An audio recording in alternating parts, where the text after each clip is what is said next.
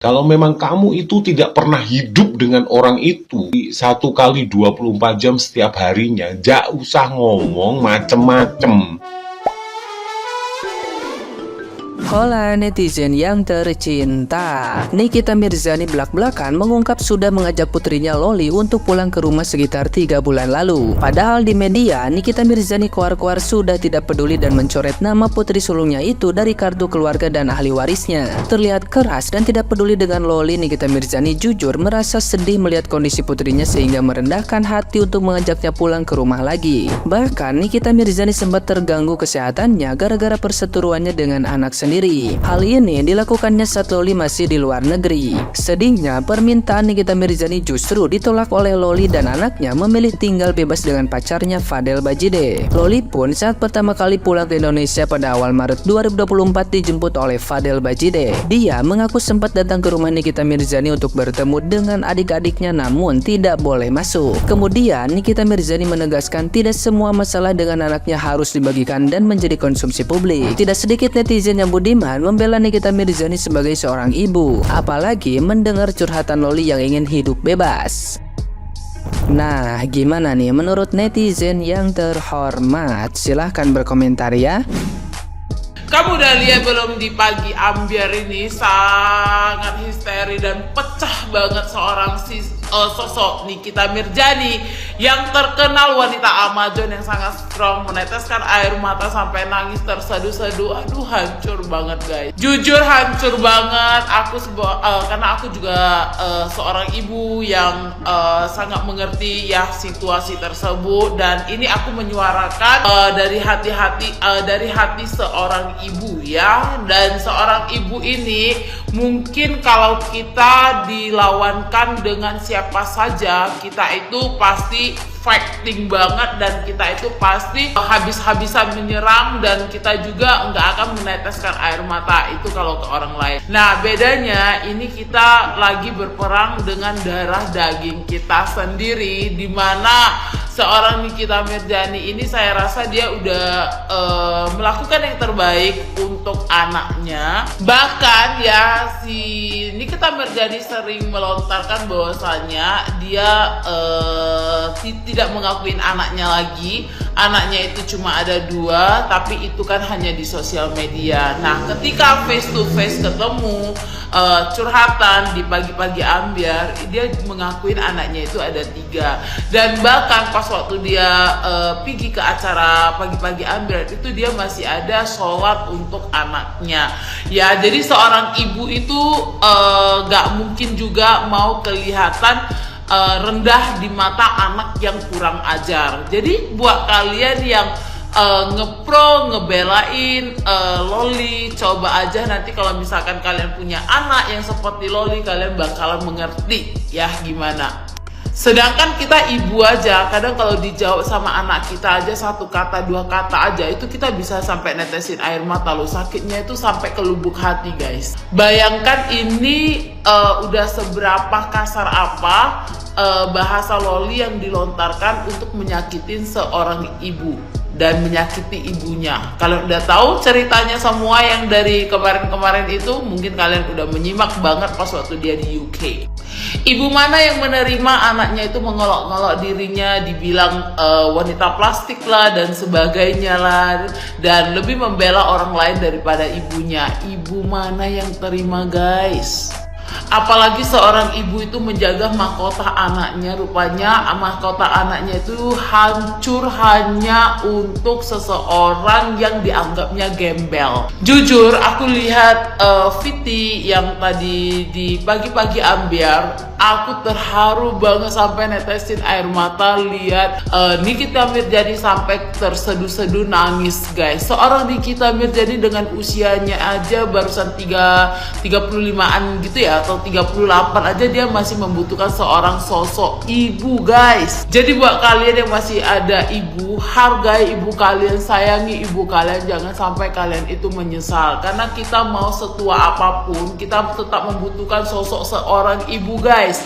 Karena seorang ibu itu tidak bisa digantikan dengan apapun guys. Jadi kalau mau bilang si Laili mau datang mau labrak Viti aku berdasarkan dia atas apa gitu loh, mau ngelabrak gitu ya.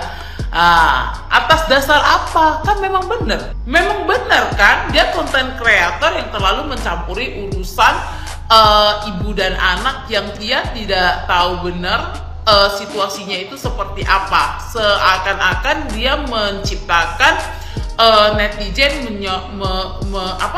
menyorot dan mengolok-ngolok Nikita Mirzani, bener kan? Dan kolom komentar dia juga udah tertutup, jangan dipungkiri.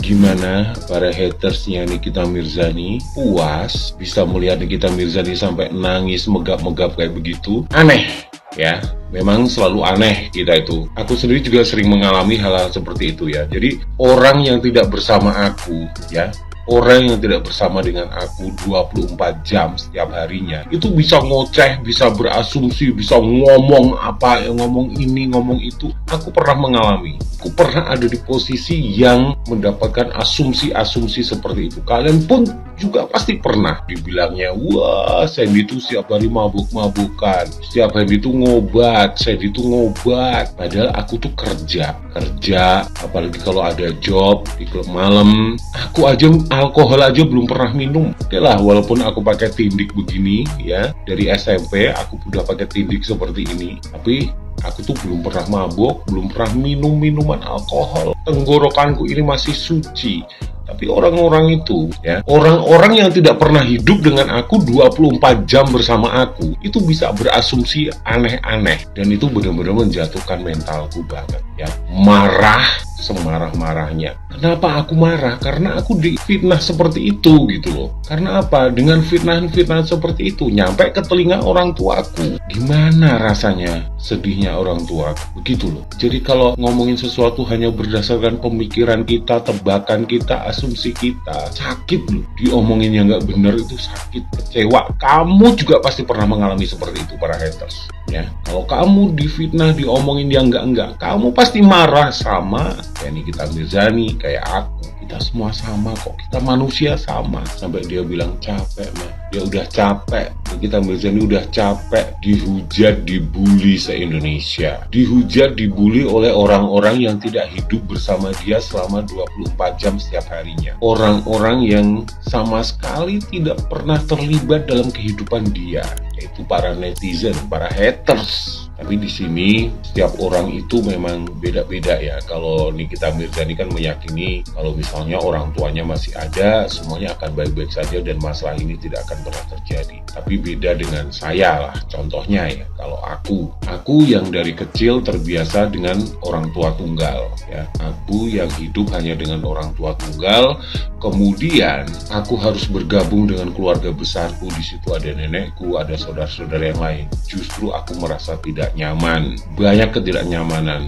Karena selama ini walaupun aku broken home, walaupun aku dibesarkan oleh orang tua tunggal, aku tidak pernah melenceng sedikit pun dari aturan yang orang tua aku berikan. Aku hanya bekerja dan bekerja. Kemudian setelah bergabung dengan keluarga besarku, justru aku malah mengalami depresi berat karena terlalu banyak tekanan yang belum pernah aku dapatkan ketika aku hidup diasuh oleh orang tua tunggalku ya. Begitu banyak tekanan dari hal-hal terkecil saja, itu bisa sakit banget gitu loh. Apalagi keluarga besarku ini kan tidak pernah tahu kehidupanku dari kecil. Aku hidup sendiri itu sampai tahun lalu gitu loh, tahun yang lalu. Mereka nggak pernah hidup bersama aku 24 jam setiap harinya. Terus mereka juga berasumsi aneh-aneh, berasumsi seenak jidat mereka sendiri. Itu benar-benar nyiksa batinku dan aku benar-benar depresi.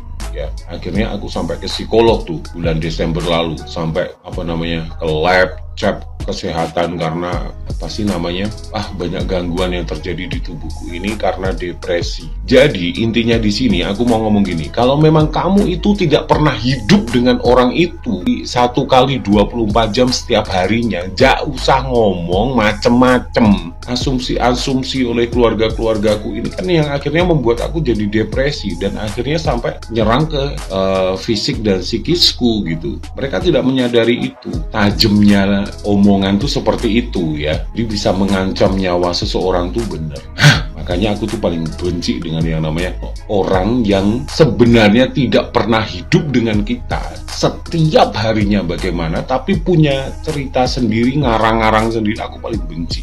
Makanya ingin aku berkata anjing gitu.